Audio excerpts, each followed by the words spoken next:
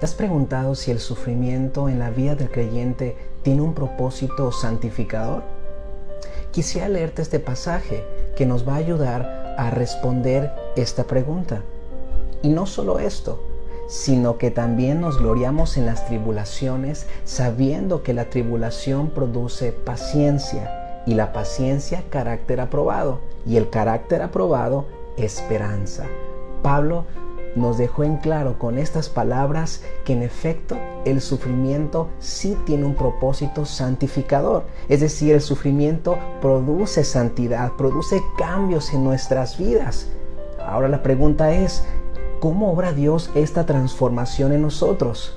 Para poder contestar esto me gustaría utilizar un acróstico utilizando la palabra santidad. Empecemos con la letra S. Y para esta letra quisiera decir lo siguiente: saber ciertas verdades transforman nuestra experiencia del sufrimiento. Romanos 8:28 comienza de esta manera: ahora bien, sabemos que Dios dispone todas las cosas para el bien de quienes lo aman. En otras palabras, si queremos responder correctamente ante situaciones difíciles como las que vivimos hoy, necesitamos conocer algunas verdades bíblicas.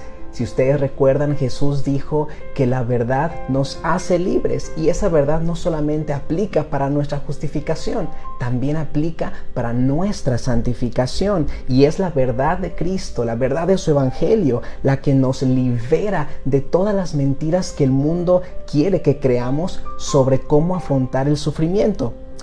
Cosas como tú puedes salir adelante, o solo cree en ti mismo y vencerás el sufrimiento. Todo ese tipo de consejo falso que escuchamos en el mundo realmente no ayudan al creyente.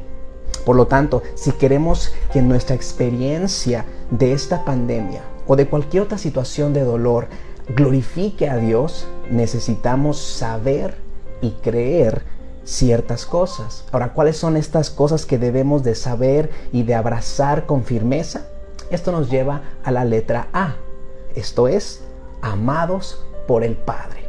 Una vez más, Pablo en Romanos 8, pero ahora en los versículos 38 y 39, él escribe estas palabras: por lo cual estoy seguro de que ni la muerte ni la vida, ni ángeles ni principados, ni potestades, ni lo presente, ni lo porvenir, ni lo alto, ni lo profundo, ni ninguna otra cosa creada nos podrá separar del amor de Dios que es en Cristo Jesús, nuestro Señor.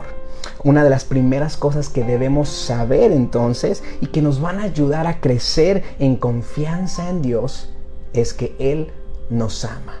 Ahora bien, su amor no se debe a que Él haya visto algo bueno en nosotros, que nos haya hecho merecedores de su amor.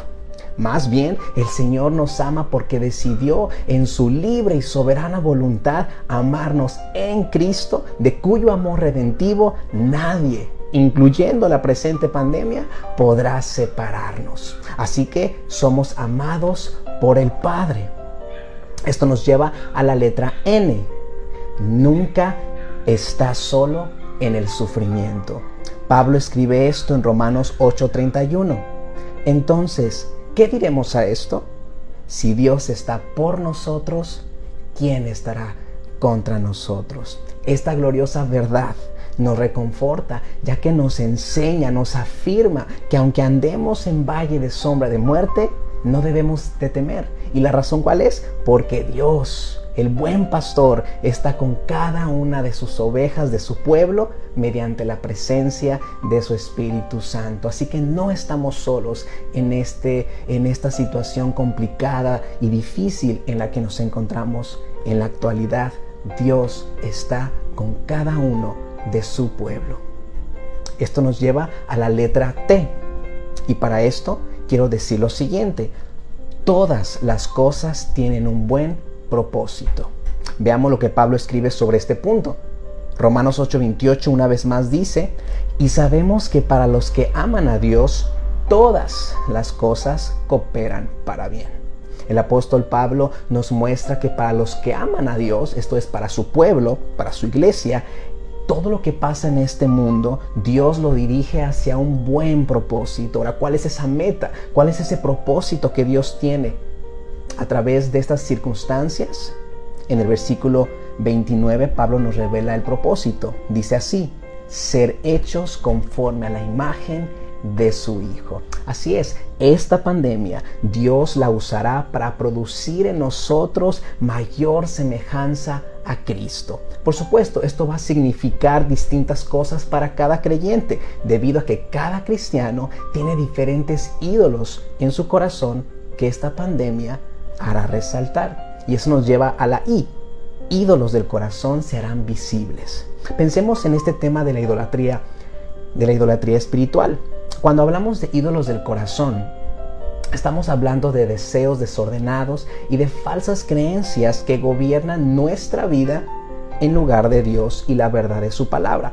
Ahora, estos ídolos son como una especie de raíz venenosa que hace que produzcamos frutos desagradables al Señor. Lo importante que debemos saber sobre la idolatría espiritual, sobre la idolatría del corazón, es que las circunstancias, en este caso el COVID-19, alumbra estas raíces del corazón para que podamos ver lo que realmente hay en nuestras vidas y así nos arrepintamos y crezcamos en santidad. Por ejemplo, en mi vida he notado ciertas raíces de egoísmo, es decir, he notado que soy poco generoso para aquellos que están en mayor necesidad que yo. Ahora bien, para otros esta pandemia les mostrará que están confiando más en sus recursos, en sus propias fuerzas, en fin. Esta circunstancia nos mostrará áreas de nuestro corazón tan oscuras que simplemente no nos reconoceríamos. Pero ese es el punto. Dios usa las circunstancias para mostrarnos lo que realmente hay en nuestro corazón, llamándonos también al arrepentimiento y así podamos crecer en santidad. Para algunos, esta situación del coronavirus producirá mayor paciencia, para otros un profundo amor hacia el prójimo. Pero cualquiera que sea el cambio que Dios esté produciendo en nosotros, el resultado será el mismo: parecernos más a nuestro Señor Jesucristo para la gloria de Dios. Estas son entonces algunas de las verdades bíblicas que debemos saber y creer con todo nuestro corazón en momentos de aflicción. ¿Cuáles son? 1, que somos amados por el Padre. 2, que nunca estamos solos en el sufrimiento. 3, que todas las cosas Dios las usa para nuestro bien espiritual. Y 4, que ese bien espiritual consiste en que derribemos esos altares de ídolos del corazón y de esa manera crezcamos en santidad. Ahora pasemos a las últimas 3 letras de este acróstico de santidad. Lo que veremos a continuación son 3 formas de evidenciar una vida piadosa, una vida santa, delante de esta presente situación del coronavirus. Y la primera es: da gracias a Dios con gozo. La D es entonces: da gracias a Dios con gozo. En Tesalonicenses 5, 16 al 18, Pablo nos exhorta lo siguiente: estén siempre gozosos, oren sin cesar, den gracias en todo, porque esta es la voluntad de Dios para ustedes en Cristo Jesús. Como podemos ver, el creyente debe dar gracias a Dios en toda clase de situación, incluso en circunstancias de dolor como las que vivimos hoy. Y debe de hacerlo con un corazón alegre y no de mala gana o por obligación.